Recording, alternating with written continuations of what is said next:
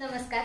संपूर्ण महाराष्ट्रासह आपल्या जिल्ह्यातील व तालुक्यातील ताज्या घडामोडी मोबाईलवर पाहण्यासाठी तेज महाराष्ट्र वार्ताला जर तुम्ही युट्यूबवर पाहत असाल तर फॉलो आणि शेअर नक्की करा. जर फेसबुकवर पाहत असाल तर नक्की फॉलो करा. मराठ्यांना आरक्षण मिळावे यासाठी समाजातील सर्वसामान्य युवक आक्रमक होताना दिसत आहेत.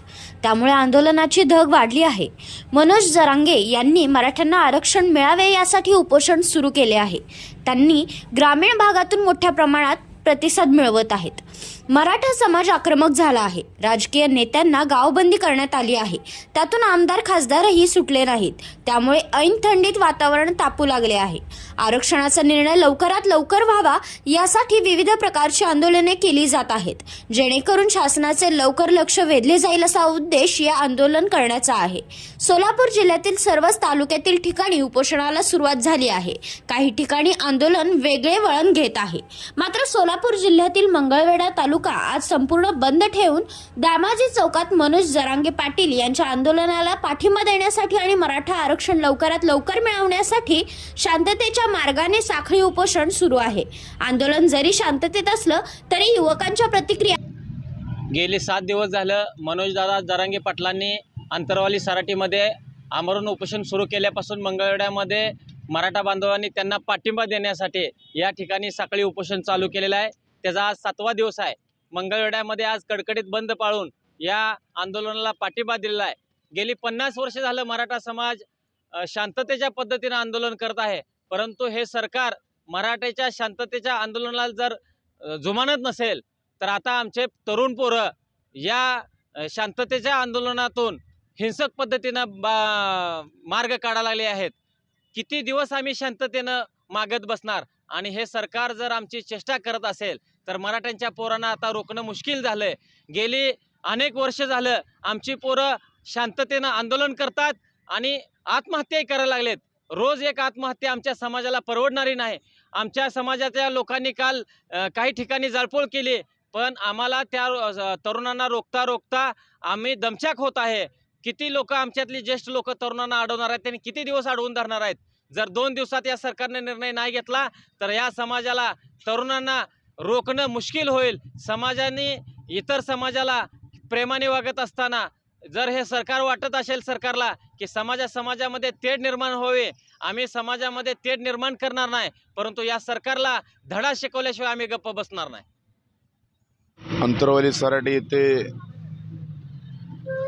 मराठा योद्धा मनोजदादा जरांगे यांचं पाठीमागेही उपोषण झालं. 17 दिवसाच्या उपोषणानंतर त्यांनी महाराष्ट्र दौरा काढला व त्यानंतर एक मोठी सभा घेतली. त्या सभेला आत्तापर्यंत कुठल्याही नेत्याला पैसे घालवून जितकी लोक जमा होणार नाहीत त्यापेक्षा जास्त 1ही रुपया न खर्च करता 1.5 कोटीपेक्षा जास्त लोक गेली. ही लोक एक भावना घेऊन गेली होती की 70 वर्ष झालं शैक्षणिक आरक्षण असेल, नोकरीतलं आरक्षण असेल, ती आरक्षण आपणाला भेटत नाही व आपल्या समाजातील पिढ्या बर्बाद होत आहेत. तर ती पिढी बर्बाद न होण्याकरिता ह्या सर्व मराठा बांधवांनी त्या ठिकाणी आपल्या भावना व्यक्त करण्याकरिता मनोजदादांना सपोर्ट केला. पण खरं सांगायला गेलं तर आत्तापर्यंत मराठा समाजाची फसवणूक करणारे सर्व पक्षीय नेते यांना थोडी लाज वाटायला पाहिजे होती. आज मराठा समाज मागं पडतोय, तो आपला कोणीतरी आहे ही भावना त्यांच्या मनातून संपलेली आहे. पण मराठा समाज अजूनही विसरलेला नाही तलवारीचा धाक कसा असतो.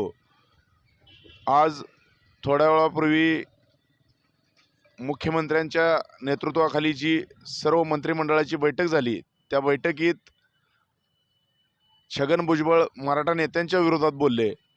आज ते राजकारणी लोक असल्यामुळे त्यांच्या विरोधात बोलले, पण सर्वसामान्य कार्यकर्त्याच्या पुढे यायचं छगन भुजबळांनी धाडस करावं. पोलीस बळाचा वापर न करता सर्वसामान्य लोकात त्यांनी उतरून दाखवावं. जर ते या जगात राहिले तरच ठीक. मराठा समाजाची भावना वरचेवर उद्रेकाचं महाकाय रूप घेते. यातून कोण किती संपतील याची आकडेवारी सांगता येणार नाही. आम्ही शांत आहे म्हणजे संत नाही, हे नेते कंपनीनं समजून घ्यावं, ह्या सरकारनं समजून घ्यावं. केंद्र सरकार, राज्य सरकार असेल, यांनी लवकरात लवकर म्हणजे 1-2 दिवसातच मराठा आरक्षणाचा निर्णय घ्यावा. कारण आज मनोजदादांची तब्येत पाहता गेली तर खूप कठीण परिस्थिती आहे.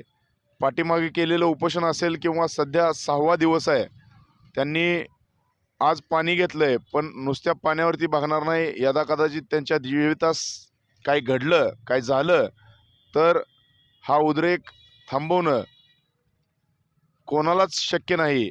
आतापर्यंत ज्येष्ठ लोकांनी सांगितलं की आंदोलन शांततेनं व्हावं, पण शांततेनं आंदोलन होणं इथून पुढं शक्य नाही. हे आंदोलन रौद्ररूप धारण करून सर्व नेत्यांना यात जाळून खाक केल्याशिवाय राहणार नाही, एवढीच अपेक्षा व्यक्त करतो व थांबतो. जय हिंद, जय महाराष्ट्र. शिवराय, सध्या महाराष्ट्रातील एक ज्वलंत प्रश्न आपल्यासमोर उभा आहे, तो म्हणजे मराठा आरक्षणाचा. गेले अनेक वर्ष मराठा समाज आपल्या स्वतःच्या हक्कासाठी, आरक्षणासाठी शासन दरबारी पाठपुरावा करतोय, परंतु या गेंड्याच्या कातडीचं असणारं सरकार कोणत्याही प्रकारे मराठा समाजाची असणारी मागणी मान्य करत नाही. महाराष्ट्रामध्ये 58 मोर्चे अतिशय शांततेने, संयमाने आणि शिस्तीनं निघाले, तरी देखील कुठल्याही प्रकारची दखल या शासनानं घेतलेली नाही. आत्तापर्यंत 58 मोर्चे निघाले, या मोर्चाला कुठल्याही प्रकारचा चेहरा नव्हता, परंतु आता मात्र मनोजदादा जरांगे यांच्या रूपानं मराठा समाजाला या मोर्चासाठी एक चेहरा प्राप्त झालेला आहे. ही खरोखरच आमच्या सर्वांच्या दृष्टिकोनातून खूप अभिमानाची आणि आनंदाची बाब आहे. पाठीमागं गेली 17 दिवस मनोजदादांनी उपोषणाचा लढा सुरू केला आरक्षणासाठी, पण तरीसुद्धा आपल्या राज्याचे मुख्यमंत्री सन्माननीय शिंदेसाहेब त्या ठिकाणी आले आणि त्यांनी 30 दिवसाची मुदत दिली, परंतु समाजाशी चर्चा करून मनोजदादांनी 40 दिवसाची, 10 दिवस वाढवून 40 दिवसाची मुदत दिली. तो अल्टिमेट संपला, तरीसुद्धा त्यांनी कुठल्याही प्रकारचं ठोस पाऊल आरक्षणाच्या बाबतीमध्ये उचललं नाही आणि आमच्या पदरामध्ये पुन्हा एकदा निराशा पडली. म्हणून पुन्हा एकदा मनोजदादा जरांगेंनी 14 ऑक्टोबर 2023ला अंतरवाली सराटी तालुका अंबड जिल्हा जालना या ठिकाणी एक मराठा समाजाची एल्गार सभा आयोजित केली. मंगळवेढा तालुक्यातून हजारो संख्येने नव्हे तर महाराष्ट्रातून, देशभरातून करोडोच्या संख्येने त्या ठिकाणी समाज बांधव दाखल झाले आणि पुन्हा एकदा मराठा समाज किती एकजूट आहे हेच त्या सभेच्या रूपानं त्या ठिकाणी सिद्ध झालं.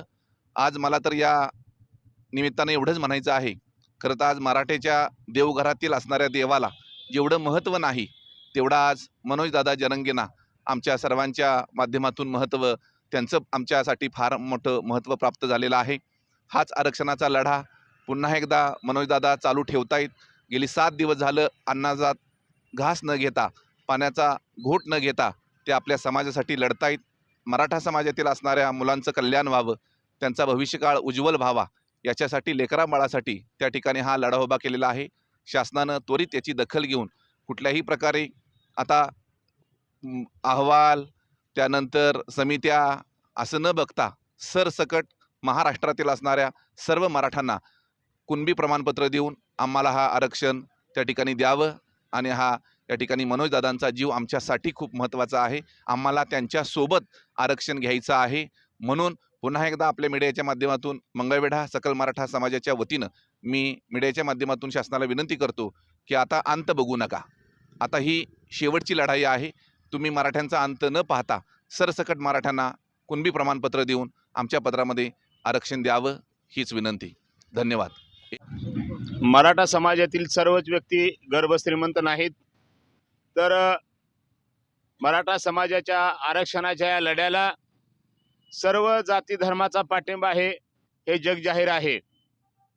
मराठा आरक्षण लढ्याचे सरसेनापती माननीय मनोज जरांगे पाटील साहेबांनी गेल्या 7 दिवसापासून जे प्राणांतिक उपोषण सुरू केलेलं आहे, त्या उपोषणाच्या समर्थनार्थ आज महाराष्ट्रामध्ये प्रत्येक ठिकाणी, गावोगावामध्ये, खेड्याखेड्यामध्ये समर्थन व्यक्त केलं जात आहे, पाठिंबा दिला जात आहे.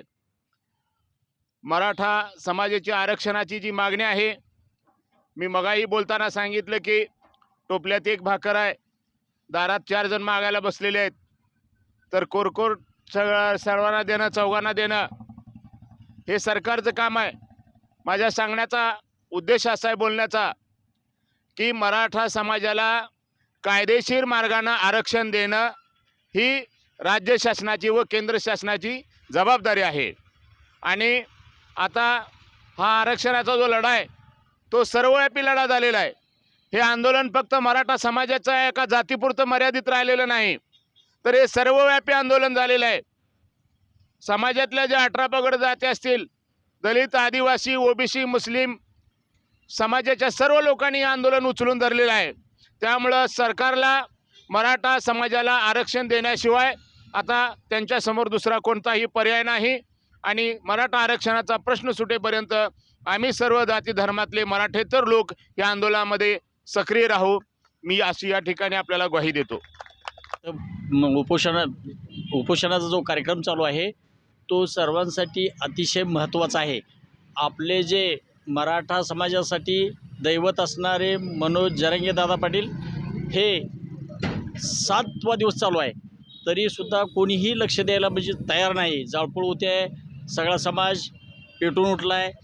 त्याला सगळ्या जाती धर्माच्या लोकांची साथ आहे.